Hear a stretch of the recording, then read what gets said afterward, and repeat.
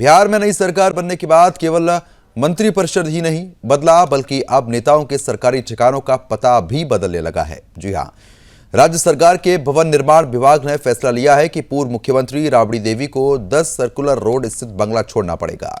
प्रशासन की ओर से इसके निर्देश जारी कर दिए गए हैं और उनके नया बंगला भी उनको आवंटित कर दिया गया है। अब रात के अंधेरे में राबड़ी देवी के आवास से सामान खाली करने की प्रक्रिया शुरू हो गई है। रात के अंधेरे में सामान शिफ्ट किया गया है। 10 सर्कुलर रोड से सामान निकालने की शुरुआत हो गई। छोटे गाड़ियों से पौधे और अन्य गार्डन के सामान की तस्वीर निकालने की जो तस्वीर है वो भी सामने आ गई है।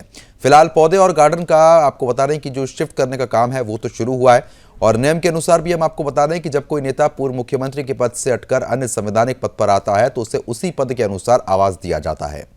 10 सर्कुलर रोड पूर्व मुख्यमंत्री का आवास था जो अब रद्द हो गया। 10 सर्कुलर रोड का ये बंगला 2006 से लालू प्रसाद यादव परिवार का ठिकाना रहा। यह बिहार की राजनीति का एक प्रमुख केंद्र भी रहा है, जहां से कई महत्वपूर्ण निर्णय लिए जाते रहे। राबड़ी देवी को 10 सर्कुलर रोड के बदले नया सरकारी आवास आवंटित किए जाने पर राजद ने नाराजगी जाहिर कर दी है। आरजेडी लीडर शक्ति सिंह यादव ने आरोप लगाया कि सरकार का यह आदेश भाजपा के बढ़ते दखल का परिणाम है। भाजपा के कारण ही यह आदेश जारी हुआ है। बदले की भावना से यह कार्रवाई की जा रही है। वहीं रोहिणी आचार्य और तेज प्रताप यादव दोनों ने भी मुख्यमंत्री नीतीश कुमार पर तंज कसा है। दोनों ने एक ही पोस्ट को अलग अलग शेयर किया। उस पोस्ट में लिखा है कि सुशासन बाबू का विकास मॉडल, करोड़ों लोगों के मसीहा लालू प्रसाद यादव का अपमान करना पहली प्राथमिकता, घर से तो निकाल देंगे, बिहार की जनता के दिल से कैसे निकालेंगे, ये सवाल उनकी तरफ से साफ तौर पर यहां पर पूछा गया है। तो फिलहाल आपको बता रहे हैं कि ये तस्वीरें जो आप देख पा रहे हैं अपनी स्क्रीन पर, ये आवास को खाली करने की तस्वीरें हैं। जब जितने भी घर के अंदर पेड़ पौधे जो लगाए गए थे उनको निकालने की शुरुआत यहां पर हो गई थी। साथ ही साथ सामान शिफ्ट करने की प्रक्रिया जो है वो भी जारी है। लेकिन पार्टी के नेताओं की तरफ से बदले की भावना से कार्रवाई करने की जो बात है वो लगातार यहां पर कही गई है। तस्वीरें साफ तौर पर आप देख सकते हैं। अब आपको ये भी बता दें कि 2006 से अब तक यानी कि 2025 तक लालू प्रसाद यादव का ये ठिकाना रहा। यहीं से बिहार की राजनीति में बहुत कुछ महत्वपूर्ण फैसले लिए गए। सरकार कब किसकी कैसे रही, क्या कुछ निर्णय हुए, वो सब कुछ इतिहास में भी दर्ज है। तो 10 सर्कुलर रोड से आरजेडी की जो विदाई है वो फिलहाल अब हो चुकी है। आपको बता रहे हैं कि सरकार की तरफ से तर्क दिया गया है कि जब भी नई सरकार का गठन होता है और जिस पद पर जो व्यक्ति होता है उस पद के हिसाब से ही उसको आवंटित जो बंगला है वो ही मिलता है। लेकिन आरजेडी इस पर लगातार आरोप लगा रही है कि बदले की भावना से ये कार्रवाई की गई है। श्रीमती राबड़ी देवी जी बिहार की मुख्यमंत्री रही हैं, बड़ी नेत्री हैं। उनको बिहार के पूर्व मुख्यमंत्री होने के नाते वो बंगला आवंटित किया गया था। उन लोगों ने अफसोस जाहिर किया है कि मुझे ये बंगला छोड़ना पड़ रहा है। लेकिन ये जो नौबत आई है उनके ही पुत्र तेजस्वी यादव के द्वारा माननीय पटना उच्च न्यायालय में भवनों के आवंटन के संदर्भ में एक मुकदमा दायर किया गया, उसी का परिणाम है। अगर उनको ये छोड़ना पड़ा है तो उसके लिए सरकार कहीं से जिम्मेवार नहीं है। सरकार ने केवल माननीय उच्च न्यायालय का निर्णय को लागू किया है और वह निर्णय भी हाईकोर्ट का आया है, तेजस्वी यादव के ही अपील पर आया है। नहीं, अभी देखिए जो ये सरकारी बंगला है, ये हिसाब हम लोगों के सामने भी आया था। जो 12 तुगलक रोड खाली हुआ था, चरण सिंह तो लालू जी के भी इष्टदेव थे, हमारे भी इष्टदेव थे। और जब चरण सिंह जी का सामान जिस तरह उठा करके फेंका था, तो भारतीय जनता पार्टी की अपनी आदत है। यानी लालू जी का बिहार की राजनीति में और देश की राजनीति में एक अपना स्थान है। मानवीय दृष्टिकोण भी अपनाना चाहिए, ये नहीं करना चाहिए, किसी की भावनाओं से खिलवाड़ नहीं करना चाहिए। सर, टोरंटो यानी कनाडा में गोली मार दी गई है। मृतक का नाम शिवांक अवस्थी बताया जा रहा है, जो भारत का छात्र था। उसकी कनाडा में गोली मारकर हत्या कर दी गई है। पुलिस अपराधियों की तलाश कर रही है। देखिए, स्थिति ये है कि हमारी विदेश नीति पूर्ण रूपेण फेल है। हमारे संबंध सभी से खराब हो गए कोई हमारे साथ आज देश में दुनिया में बिरला ही देश खड़ा होगा। अब तो बांग्लादेश भी आंख दिखाता है, नेपाल भी आंख दिखाता है, श्रीलंका भी आंख दिखाती है। कनाडा तो बहुत दिनों से विद्रोह पर है। और हमें तो ये लगता है कि भारत सरकार जहां देश के अंदर आर्थिक नीति पर पूर्ण रूपेण फेल रही है, वहां विदेश नीति में भी पूर्ण रूपेण फेल है। और बात भी है, पैसा जनता क्या जाएगा, उसका सदुपयोग होगा। असम के सीएम बोले हैं कि 10% घुसपैठिए अगर घुस जाएंगे तो बांग्लादेश हालात हो जाएगी। अब ये बात तो जो उत्तेजक बात बोले हैं का बोले, इस पर हमको कोई प्रतिक्रिया नहीं देना। देखिए, सरकार ने पूर्व माननीय मुख्यमंत्री आदरणीय श्रीमती राबड़ी देवी जी का आवास खाली कराने का आदेश जारी किया था, लेकिन कई ऐसे उदाहरण हैं जो सरकार को पहले देखना चाहिए कैसे लोग बंगले में रह रहे हैं। ये तो आदरणीय श्रीमती राबड़ी देवी जी संयुक्त बिहार की मुख्यमंत्री रही है और लंबे समय से वो आवास में रहती हैं। उनको अपमानित करने का ये सरकार काम कर रही है। आदरणीय लालू प्रसाद जी को अपमानित कर रही है और ये बंगले पर जासूसी करवा रही है। इससे पता चलता है कि किस तरह से सरकार जाति कर रही है।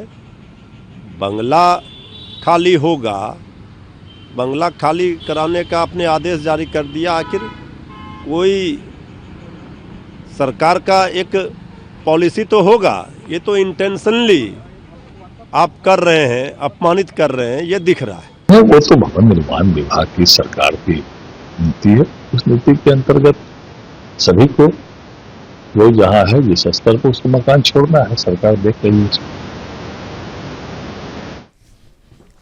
तो फिलहाल जिस तरीके से साफ तौर पर आप देख रहे थे, जहां पर प्रतिक्रिया जो है वो लगातार यहां पर सामने आ रही है। खास मेहमान भी हमारे साथ जुड़ चुके हैं, उनका रुख करेंगे और जानने की यही कोशिश करेंगे कि आखिरकार पावर सेंटर जो पराया हुआ है उसके बाद राजनीति इस पर क्यों की जा रही है। डॉक्टर प्रीति शेखर बीजेपी प्रवक्ता हैं, हमारे साथ लगातार जुड़ी हुई हैं। प्रीति जी, स्वागत है आपका।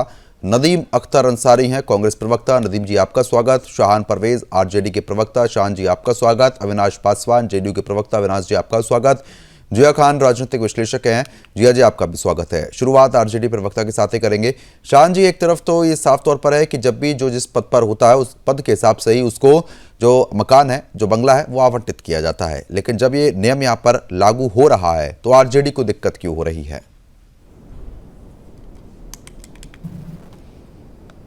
देखिए, मैं तो आपके प्रश्न से बहुत प्रसन्न हूं और बहुत अच्छा प्रश्न आपने किया है कि अगर नियम संगत सारी चीजों को की जा सकती है तो नियम संगत होना चाहिए और कुछ भी इंटेंशनली नहीं होना चाहिए, किसी को द्वेष में नहीं करना चाहिए। और आप जब मंत्रिमंडल का शपथ लेते हैं, कैबिनेट का शपथ लेते हैं, तब भी आप इस बात का शपथ लेते हैं कि किसी द्वेष में या किसी राग में आप कोई डिसीजन पद पे बैठ के नहीं लेंगे।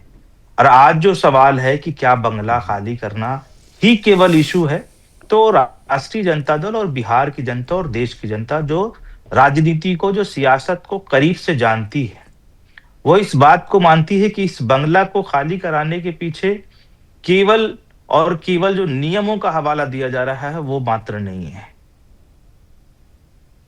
इसके पीछे एक गहरी सियासत है और वो गहरी सियासत ये है कि लालू यादव जी से जो बदला लेने की जो प्रक्रिया है, एक चुभन है कि लालू यादव जी ने इस बिहार में पिछड़ों का नेतृत्व किया। आज उस निशानी के ऊपर, उस निशान के ऊपर और उस प्रतीक के ऊपर चोट करने की कोशिश भारतीय जनता पार्टी और ये जो एनडीए की कुंठित मानसिकता के लोग हैं वो लोग कर रहे हैं। और अगर बंगला खाली करना नियम संगत है तो नियम केवल लालू यादव जी के परिवार पर लागू नहीं होना चाहिए। जो नियम, जो संविधान अगर हमारे लिए लागू होता है, वही संवैधानिक प्रक्रिया अन्य लोगों के लिए भी लागू होना चाहिए। आज मैं मुख्यमंत्री जी से मांग करता हूं कि क्या बिहार में जितने लोगों का बंगला अलॉटेड है, क्या वो सभी लोगों का बंगला नियम संगत है? मैं केंद्र सरकार से आज मांग करता हूं कि आपके केंद्रीय मंत्रिमंडल के आधार पर जो मंत्रालय और जो सांसदों का जो बंगला अलॉट है, क्या वो सभी बंगला नियम संगत है? और अगर नहीं है तो आप ये जो कार्रवाई कर रहे हैं, इस कार्रवाई को क्या समझा जाना चाहिए? तो आप जो नियम संगत होने का हवाला दे रहे हैं वो पूर्ण रूप से गलत है।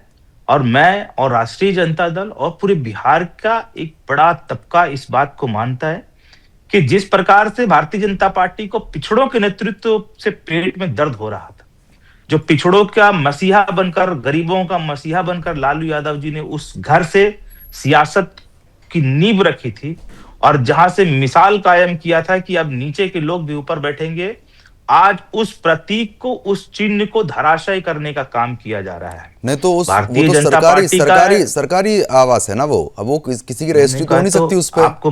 आपको प्रद्युमन जी, मैंने इतनी सारी बातें कही, आपने बहुत सारा बात सुनने से इनकार कर दिया। शायद मैंने ये कहा सरकारी आवास सिर्फ लालू यादव जी का है।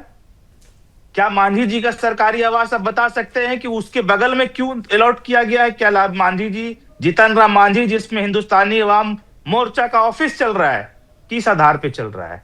जबकि उनके बेटे, उनकी बहू, सबका अलग अलग क्वार्टर है, मांझी जी का क्वार्टर उस जगह पर क्यों है? क्या ये नियम संगत बात आप कर रहे हैं? ठीक है, प्रीति शेखर जी बताइए, ये सिर्फ बदले की भावना से कार्रवाई हो रही है क्या? क्योंकि आरजेडी प्रवक्ता तो यही आरोप लगा रहे हैं। प्रद्युमन जी, इनका आरोप बिल्कुल बेबुनियाद है और तथ्यों से परे है। आप सबों को ज्ञात है कि ये फैसला जो माननीय राबड़ी देवी जी के बंगले को लेकर है, ये उसी फैसले के आलोक में लिया गया है जो माननीय उच्च न्यायालय पटना के द्वारा माननीय तेजस्वी यादव जी के ही याचिका पर निर्णय लिया गया था। जब वो बिहार के माननीय उप मुख्यमंत्री बने और उसके बाद फिर जब 2017 में फिर जब एनडीए की सरकार बन गई तो वो अपना बंगला खाली नहीं करना चाहते थे। और जब ये याचिका उन्होंने इस बिहार सरकार के निर्णय के विरुद्ध जाकर याचिका जब दर्ज की तो निर्णय हुआ था कि पूर्व सभी मुख्यमंत्रियों को आजीवन वैसी सुविधाएं नहीं मिल सकती हैं। और जो वर्तमान में जो भी वर्तमान सरकार के जो भी नेता हैं या मंत्री हैं या प्रतिपक्ष के नेता हैं, सबको नियमों के मुताबिक उनको बंगले आवंटित होंगे।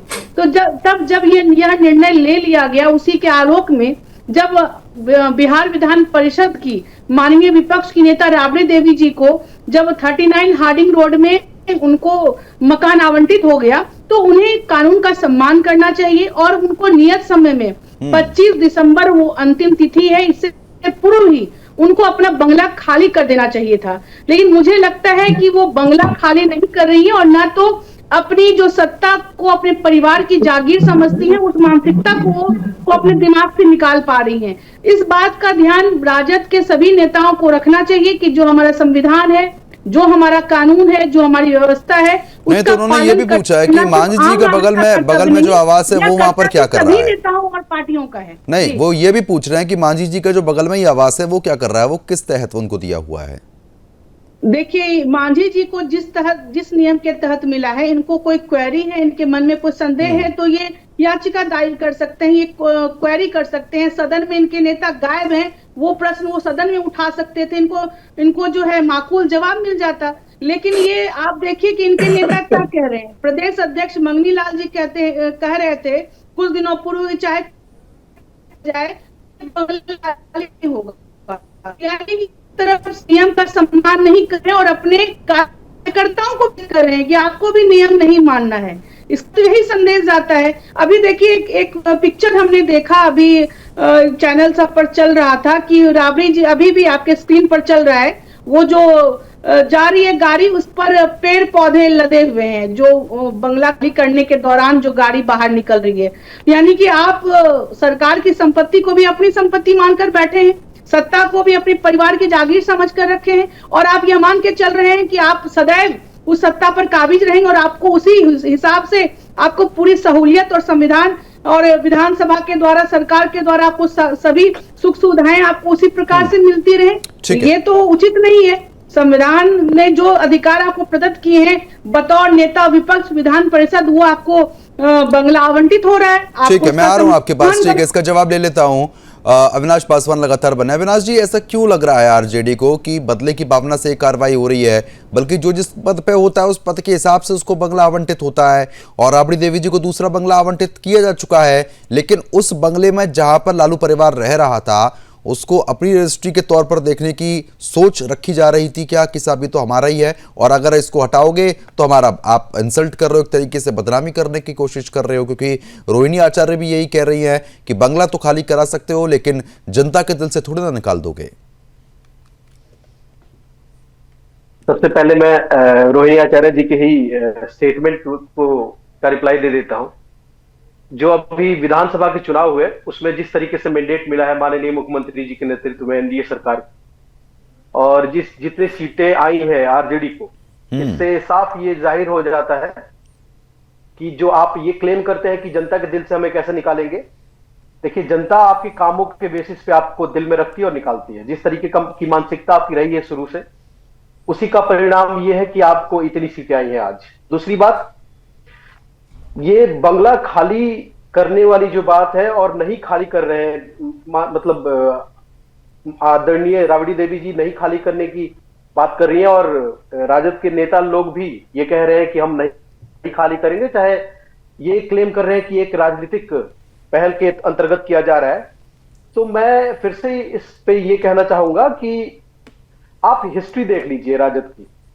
राजद हम जब प्राइवेट ओनरशिप की बात करते हैं, प्राइवेट लैंड्स की बात करते हैं, उसमें एक कॉन्सेप्ट चलता है एडवर्स पोजीशन का।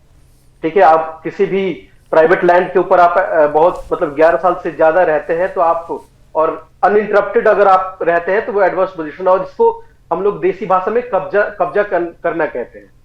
ठीक है, तो ये जो मानसिकता है, जिसके मतलब जंगल राज के दौरान जो ये सारा काम हुआ है, जिस तरीके से लैंड को हथियाया गया है, लोगों के लैंड को कब्जाया गया है, और बाद में जब उससे नहीं हो पाया, जब माननीय मुख्यमंत्री जी 2005 में आए, उन्होंने नियम कानून को सख्त किया, लॉ एंड ऑर्डर को सख्त किया, उसके बेसिस पे फिर इन्होंने दूसरा एक उपाय निकाला लैंड फॉर जॉब वाला। और आज ये प्राइवेट प्रॉपर्टी से जब ये हो गया तो अब पब्लिक प्रॉपर्टी को भी अपनी मतलब जागीर समझ रहे हैं और इसको कब्जाने की कोशिश कर रहे हैं। लेकिन मैं आपको बता दूं कि पब्लिक प्राइमेसिस एक्ट जो है उसके अकॉर्डिंग बिल्कुल ये राज्य सरकार के अधीन आता है कि जो भी आपका पद है उसके अकॉर्डिंग आपको आवास अलॉट किया जाएगा। और माननीय राबड़ी देवी जी को जो आवास 39 हार्डिंग रोड में अभी रिसेंटली अलॉट किया गया है वो बिल्कुल ही न्याय संगत है। और 10 सर्कुलर रोड का जो आवास है उनका, उसको पिछले 19 साल से जिस तरीके से वो रही वहां पे, और आज जब उनसे कहा जा रहा है कि आप खाली करिए तो उसको वो खाली करने से मतलब वो मना कर रही है। चाहे राजद के लोग इस पर अजीब तरीके से बयानबाजी कर रहे हैं कि ये एक पॉलिटिकली मोटिवेटेड वेंडेटा के अकॉर्डिंग सब कुछ चल रहा है। ये मुझे लगता है कि ये बिल्कुल इनकी बेचैनी दिख रही है। जैसा कि हमारी बहन बीजेपी के प्रवक्ता जी ने साफ साफ कहा है कि तेजस्वी यादव जी ने जो याचिका फाइल किया था, दायर किया था, उसके अकॉर्डिंग ही उनके मतलब ठीक है, कहीं ना कहीं ये है कि आप कह रहे हैं साफ तौर पर कि जिस तरीके की स्थिति है बिल्कुल कानून के तहत हो रही है। नदीम अख्तर अंसारी, आप क्या सोचते हैं इस बारे में नदीम जी, कि जिस तरीके से जो कार्रवाई यहाँ पर हुई है वो संवैधानिक तौर पर हुई है या बदले की भावना से की गई है? देखिए, पहली नजर में ये बिल्कुल पॉलिटिकल वेंडेटा दिख रहा है। क्यों दिख रहा है? क्योंकि यही सरकार 25 के पहले भी थी, राबड़ी जी जिस पद पे आज है वो पहले भी थी, तो उस वक्त क्यों नहीं उनको ये नोटिस दिया गया? अगर ये सारे कायदे कानून और कोर्ट और सारी चीज की बातें करते हैं तो उस वक्त भी तो उसी जो पोजीशन था वो सेम था, तो उस वक्त क्यों नहीं उनको नोटिस दिया गया कि आप बंगले को खाली कर दें? अभी चूंकि बीजेपी थोड़ी सी वोट चोरी करके ज्यादा नंबर पे आ गई है, तो बीजेपी का ये आदत है और उसकी ये नैतिक जो चाल चरित्र जो लोग कहते हैं ना, उनके अब जहाँ पे आप लोग हार जाते हैं वहां पे आपको वोट चोरी, ईवीएम मशीन सब कुछ नजर आ जाता है। अरे आप पहले सुन तो लीजिए, सबको आपने मौका दिया, मुझे भी मौका दीजिए, नहीं तो कह दीजिए मैं चुप रहूंगा। अरे बोलिए ना। ये कह रहा तो फिर आप बोलने दीजिए ना, मेरी बात को होने दीजिए। काउंटर आप कीजिएगा, बीजेपी की प्रवक्ता वो भी काउंटर कर सकते हैं, जिनको करना होगा सब कोई करेंगे। बातों को पहले सुन लीजिए। तो ठीक है, उनका नंबर आ गया, तो अभी ठीक है, वो एक कानून कहते हैं, तो पॉलिटिकली जो उनका कानून है ठीक है, अपने जगह पर है। लेकिन ये बताइए कि क्या आज सिर्फ एक राबड़ी देवी का ही आवाज बिहार में हो या पूरे हिंदुस्तान में हो, वही एक अलग तरीके से रह रही, बाकी सब लोग कायदे कानून में रह रहे हैं।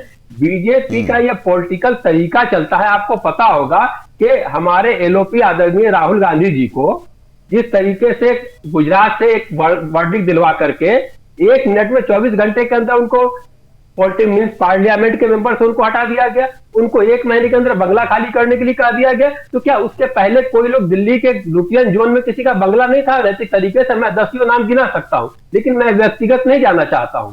तो ये लोग जो हैं राजनीति को पर्सनल लेवल पे लाते हैं और दूसरे को नीचा दिखाना इनका आदत है। क्योंकि हम लोग कांग्रेस पार्टी हमेशा इस तरीके से स्वच्छ राजनीति करती है। आपको याद होगा कि राजीव गांधी के टाइम में आदरणीय पूर्व प्रधानमंत्री अटल बिहारी वाजपेयी जी को स्वास्थ्य इलाज के लिए राजीव गांधी जी ने ही अपने बुला करके उनको विदेश भेजा था।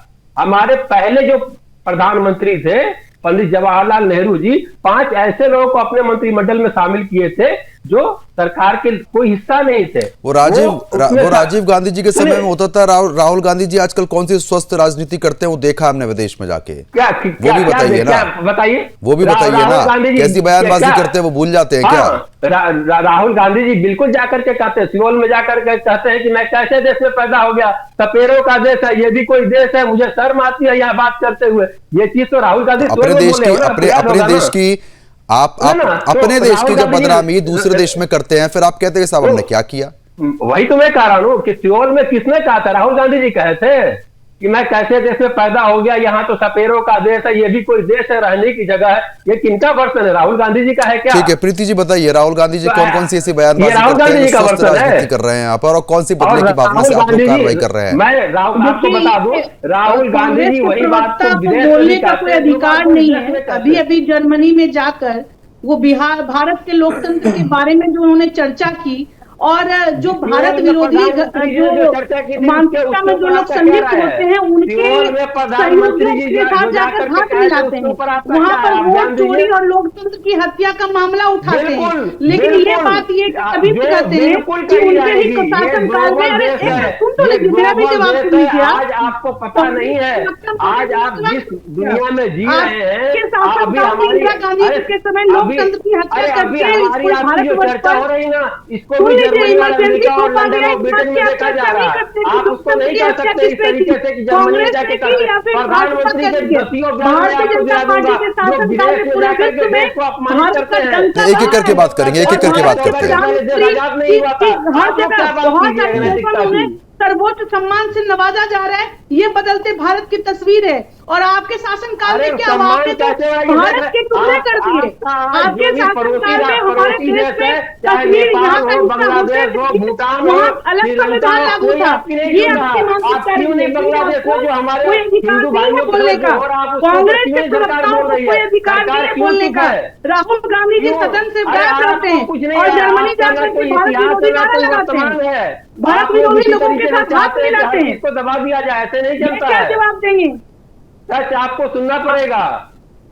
अरे मैं सुनना पड़ेगा। बिल्कुल जो बताइए ना, प्रधानमंत्री जी ने जो बयान दिया था उसके ऊपर आप क्या कहेंगे? प्रधानमंत्री जी ने जो बयान दिया था उसके ऊपर आप क्या कहेंगे? आपको सुनाई नहीं देगा, आपको बात समझ में नहीं आएगी। आपने कभी सोचा है, आपने कभी सोचा आपके नेता को संसद में चर्चा करनी चाहिए और वो जर्मनी जाकर के छुट्टियां बिता रहे? तो यही तो है आपके नेता, इसीलिए आपकी पार्टी की ये हालत है। और जो दूसरे विदेश की धरती पर जाकर देश का मजाक उड़ा है, आप लोग यहाँ तक पहुंचे हैं, आप अपने नेताओं को देखिए, आपके नेता कैसे बयान देते हैं। नहीं चलिए एक एक करके, चलिए ठीक है एक एक करके बात करते ना। ऐसे इस तरीके से चर्चा होगी तो फिर दर्शक भी समझ नहीं पाएंगे जो देख रहे हैं। और भी खास मेहमान हमारे साथ लगातार बने। मैं आऊंगा आपके पास। जिया खान राजनीतिक विश्लेषक है। जिया खान जी बेहतर समझा पाएंगे कि स्थिति ऐसी डामाडोल क्यों हो रही है, क्योंकि देखिए जिया जी, आरोप प्रत्यारोप का जो दौर है वो तो हम सभी ने देख लिया, लेकिन आपकी नजर में जो ये फैसला लिया गया है ये राजनीति से पूर्ण है या फिर संवैधानिक जो फैसले होते हैं जब जो जिस पद पे होता है उस पद के अनुसार ही उसको बंगला दिया जाता है वो खाली कराया गया, ये सही है? आपकी क्या राय? बहुत बहुत शुक्रिया मुझे चर्चा में शामिल करने के लिए, और सभी पैनलिस्ट्स को गुड इवनिंग एंड जय हिंद। जहां तक आपका यह सवाल है घर खाली करवाने के ताल्लुक से है, तो ये बदला नहीं परंपरा है। सरकारी आवास से किसी को निकालना अपमान नहीं है, ये नियम का पालन है। और जब एलिजिबिलिटी खत्म होती है तो इंटाइटलमेंट भी खत्म होता है। इस पर रूल ऑफ लॉ का ठीक है प्रिया जी, अब अपनी बात आप पूरी कर सकते हैं। जी, मैं ये कहना चाहता हूं कि जब एलिजिबिलिटी खत्म होती है तो एंटाइटलमेंट भी खत्म होता है और इसको ही रूल ऑफ लॉ कहा जाता है। और जहां तक ये उनका ऑनरेबल राबड़ी देवी जी का बंगला खाली करवाने का सवाल है, तो ये बदला नहीं है, परंपरा है। और सरकारी आवास से किसी को निकालना अपमान नहीं है, जबकि ये नियम का एक पालन है। अब वो आरजेडी को पूरा अख्तियार है, वो इसको जैसे चाहे पूरे प्रदेश में इस इशू को ले जाकर जनता के सामने अपनी चर्चा कर सकते हैं, क्योंकि जनता भी कहीं ना कहीं एक जज की भूमिका में है, ये अपनी बात वहां रख सकते हैं। लेकिन जिन नियमों के हवाले से हमें इस बात को समझना चाहिए, उसमें अभी पासवान जी भी वो एक जिक्र कर रहे थे पब्लिक प्रीमाइसेस एक्ट का, जो कि eviction of unauthorised occupation act 1971 का है, कि जिसमें सरकारी जमीन पर बिना अधिकार रहना इलीगल ऑक्यूपेशन माना जाएगा। और एक्स सीएम होने की वजह से भी एक्ट में कोई स्पेशल एग्जेम्पशन नहीं मिलता है किसी को। उसके अलावा सुप्रीम कोर्ट ने भी 1 अगस्त 2016 को अपने वर्डिक्ट में स्पेशल कहा था कि फॉर्मर चीफ मिनिस्टर्स को गवर्नमेंट अकोमोडेशन में लाइफ टर्म के लिए रहने का अधिकार नहीं, और उन्हें अपने अलॉट किए गए बंगलों को वेकेंट करना चाहिए। तो इन दो पॉइंट से हम ये समझ सकते हैं कि नियमावली के प्रकार से क्या है। अब जहां तक आरजेडी का ये कहना है कि ये पॉलिटिकल वेंडेटा है और इनसे उनको बेइज्जत करने की कोशिश की गई है, तो देखिए घर खाली करवा देने से आदरणीय लालू यादव जी का और राबड़ी जी का बहुत बड़ा जनाधार रहा है, और कई सालों तक जनता ने बिहार की हुकूमत करने पर इनको मौका दिया है, और बड़े जनाधार वाले लोग रहे हैं। और ये भी कहना गलत नहीं होगा कि सर्वहारा समाज सबाल्टर्न को जो कि खुलकर वो उनका समर्थन भी हासिल था। इन लोगों ने कई सालों तक उनको वहां का चीफ मिनिस्टर रहने का मौका दिया है। तो ये आरजेडी को इसका पूरा हक है कि वो जनता की अदालत में इस बात को ले जाएं और इस पर उनसे चर्चा करें। लेकिन जहां तक नियमों के हवाले से इस पर चर्चा होगी, तो नियम तो ये कहते हैं कि सरकारी बंगले खाली किया जा सकते हैं। और अगर हम अतीत में जाएं तो 1977 में जो हमारी पूर्व प्रधानमंत्री इंदिरा गांधी जी थी, उनका 3 मूर्ति भवन भी वो खाली करना पड़ा था उनको। उसके अलावा हमारे पास विदेशों में भी, यूएसए और यूके में भी हमें ये उदाहरण देखने को मिलता है कि एक्स प्रेसिडेंट को व्हाइट हाउस जो है वो रहने को नहीं देता। उसी तरह से यूके में डाउनिंग स्ट्रीट का भी यही हाल है कि जो एक्स हो गए फिर उनको वो पोजीशन नहीं मिलती है, वो प्रावधान तो है। शान जी बताइए, अब तो भाई व्हाइट हाउस में भी रहने को नहीं मिलता है, अब व्हाइट हाउस वाले भी व्हाइट हाउस छोड़ देते हैं, तो आपको 10 सर्कुलर रोड छोड़ने में इतना दर्द क्यों हो रहा है? मैंने आपको बहुत गंभीर सवाल दिया और मुझे आश्चर्य हुआ कि आपने सारे वक्ताओं से या पैनलिस्ट से आपने वो सवाल काउंटर तो किया, मगर उस पर बहुत जोर नहीं दिया और उसका जवाब नहीं आ पाया। मैंने ये कहा कि नियम तक की अगर आप बात करते हैं तो निश्चित रूप से अच्छी बात है, नियम संगत बात होनी चाहिए, मगर नियम जब अगर आप लागू करेंगे तो नियम केवल आपके ऊपर लागू नहीं होगा, नियम केवल हमारे ऊपर लागू नहीं होगा। और ये सारी बातें प्रद्युमन जी बोलने में बहुत अच्छी लग सकती है आपको, मुझे, और ये वो यहाँ वहां का चर्चा करने में, मगर हकीकत ये है कि मैं 10 कदम आगे एक और पूर्व मुख्यमंत्री का आवास है जो अभी आपके गठबंधन में है। क्या उस पूर्व मुख्यमंत्री का आवास आप खाली करा देंगे जो मौजूदा विधानसभा के सदस्य भी नहीं है और उनके नाम से आज तक वो आवास अलॉट है, और जहां से उनकी पूरी पॉलिटिकल पार्टी चल रही है, उनके पॉलिटिकल पार्टी के कुछ सदस्य विधानसभा के मेंबर हैं, उनके नाम से वो आज तक आवास अलॉट नहीं हुआ। वो आवास मांझी जी के नाम से अलॉट हुआ, तो क्या मांझी जी के लिए कानून देश का अलग बन गया? और अगर आपको नियम संगत बात करनी चाहिए थी तो मैं ये कहता कि आप बहुत नियम संगत बात करने वाले लोगों में से हैं। अगर आपने राबड़ी देवी जी के साथ साथ, लालू जी के साथ साथ आप अगर मांझी जी का भी तो उसका जवाब बीजेपी प्रवक्ता ने दे तो दिया कि अगर आपको इतनी दिक्कत है तो सदन में आप इस पर उठाइए मामला। अगर आपको इस पे इतनी आफत है तो सदन में आप इस पर सवाल पूछिए, बीजेपी प्रवक्ता बोल तो रही है। मतलब है, अरे भाई मैं कह रहा हूं मुख्यमंत्री गूंगा है, इस देश का प्रधानमंत्री बहरा है, और अगर नियम संगत बात करने की बात होगी तो नियम संगत केवल एक आदमी पे लागू करेंगे नियम संगत बात करने की बात होगी। नहीं शान जी, अब जब भी कोई मुकदमा लगता है, जब भी कुछ होता है आरजेडी पर, तो आरजेडी कितनी बौखलाहट क्यों निकलकर सामने आती है? एक घर खाली करने में ऐसी कौन सी आफत आ गई? नियम किसने तोड़ा? मैं कह रहा हूं नियम संगत बात करने में अगर आपको अच्छा लगता है तो बताइए कि नियम किसने तोड़ा। अगर आप राबड़ी देवी जी पिछले दो, अभी हमारे कांग्रेस के भाई ने बहुत अच्छी बात कही, उन्होंने ये कहा कि 2020 में भी राबड़ी देवी जी इसी पद पे थी, 2020 में भी, 15 में भी राबड़ी देवी जी इसी पद पे रही। अब बताइए कि आपने नोटिस पहले क्यों नहीं दिया? आज आपको, आप वही लोग हैं, आप समझ लीजिए ये लालू जी के केवल नहीं है मामला, आप वही लोग हैं जिसने चिराग पासवान के पिताजी रामविलास पासवान जी का बंगला खाली कराकर और माननीय रामविलास पासवान जी को तस्वीरों को कूड़ेदान में फेंकने का काम किया।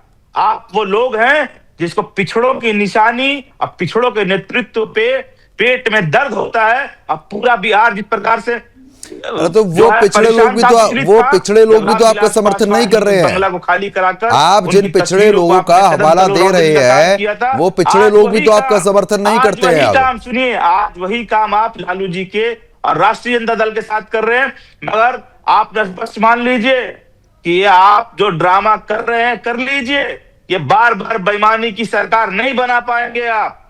और राष्ट्रीय जनता दल और लालू यादव जी की जो दिलों में जो जगह है, जो उनका वो दिलों में जगह देख ली ना हमने, वो दिलों की जगह देखी है, अभी के नतीजों में देख ली है। क्या स्थिति हो गई आरजेडी की, ये किसी को बताने की जरूरत नहीं है। जगह नहीं निकाल पाएंगे जब, ये याद रखिए। ठीक है शान जी, जब हम डिबेट करते थे नतीजों के आने से पहले, जब भी आप ऐसी बोला करते थे कि देखिएगा सरकार हमारी बनेगी, और आज देख लीजिए क्या स्थिति है। कहने से थोड़ा ना कुछ हो जाता है।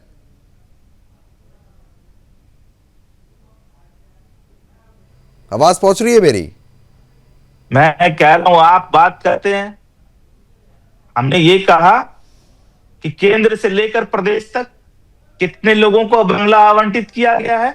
तो ये मामले सदन में उठाए जाते हैं ना, अगर आपको इसमें आपत्ति है, सदन में आप क्यों नहीं उठाते हैं? और प्रदेश के अंदर वो जो है वो आधारित है, नियम संगत आधार पर। ठीक है, प्रीति जी जवाब दे दीजिए इसका। किया गया है। और अब आप कहते हैं कि जाइए मीडिया में बात रखिए, आप जाइए न्यायालय में बात रखिए। तो ये सरकार के मुखिया मुख्यमंत्री गूंगे हैं क्या, बहरे हैं क्या? क्या उनको नियम केवल लालू यादव के परिवार के लिए दिखाई देता है? इस देश के प्रधानमंत्री को क्या दिखाई नहीं दे रहा है कि अगर किसी के ऊपर नियम लागू होगा तो? ठीक है शान जी, मैं आ रहा हूं आपके पास। ये नियम के जो आप नियम गिना रहे हैं इसका जवाब ले लेता हूं मैं, क्योंकि आरजेडी के लिए सारे नियम लागू हो जाते हैं। आरजेडी के ऊपर जो भी आरोप लगे उस पर आप बचाव करते हैं, लेकिन कोई कार्रवाई होती है जो सही पैमाने पर चल रही है, उस पर आपका दिल दुखता है। ठीक है, इसका जवाब ले लेते हैं। ठीक है, वो नेतृत्व देख लिया आपका, बहुत अच्छा नेतृत्व दिखाया हमने। नेता को अंधे, बहरे और गूंगे कहकर संबोधित करने लगते हैं जब इनसे कोई सवाल पूछा जाएगा तो। और इसी मानसिकता के कारण जनता ने अब इनको दिल में बैठाया नहीं है, दिल से उतार दिया है। शायद इसको महसूस करने में इन्हें वक्त लगेगा। मेरी पूरी सहानुभूति हमारे भाई के साथ है, पूरी राजद पार्टी के साथ है। लेकिन मुझे जो लगता है कि राजद के नेता ये चाहते हैं कि माननीय पूर्व मुख्यमंत्री राबड़ी देवी जी को विधान परिषद की नेता विपक्ष के नाते भी बंगला मिले और उनको पूर्व मुख्यमंत्री के नाते भी बंगला मिले।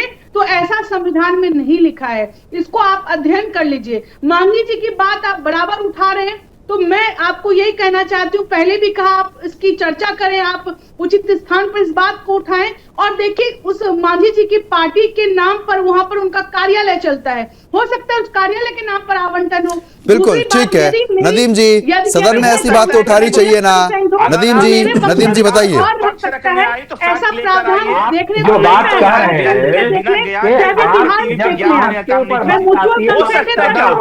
आप सरकार का प्रवक्ता की बात करते हैं, सरकार का प्रवक्ता क्यों नहीं आप इन चीजों को मानते हैं कि आपकी ये गलती है? मांझी जी के ऊपर जब सवाल आता है तो आप कहते हैं कि आप सदन में आवाज उठाइए। तो जब लालू जी के ऊपर या किसी दूसरे नेता के ऊपर बात होती है तब आप क्यों नहीं कहते कि आप सदन में जाइए? मैंने कहा ना कि पार्टी के नाम से भी वो मैडम आपको नहीं मालूम है, आपको कायदा कानून नहीं मालूम है, आपको रूल नहीं मालूम है कि किस प्रावधान के तहत मानी जी को दिया गया है, इसलिए आप बताने के लिए बातें कर रहे हैं कि आप सदन में जाके बात कीजिए। जब कानून है तो सदन में क्यों जाएंगे? हम तो हर बात के लिए सदन में आवाज उठानी पड़ेगी। फिर कानून किस बात का है? आप सरकार किस बात की चला रहे हैं? इस बात को आप लोगों को संविधान का सम्मान करना चाहिए। चलो ठीक है, अब समय कम है, ठीक है। अब आरोप प्रत्यारोप का दौर जो है वो हमने पहले भी देखा, आज भी देखा, लेकिन जो संवैधानिक तौर पर नियम है उनको तो आपको मानना ही पड़ेगा। शाहन जी, अब समय कम है। आप सभी मेहमानों का बहुत बहुत शुक्रिया हमारे साथ जुड़ने के लिए, इस मुद्दे पर विस्तार पूर्वक चर्चा करने के लिए। तो पावर सेंटर अब पराया हो चुका है, लेकिन आरजेडी इसको पचा नहीं पा रही और कहीं ना कहीं तमाम आरोप लगाने का काम अब भी कर रही है। फिलहाल इस खास डिबेट में अभी के लिए सिर्फ इतना ही। नमस्कार।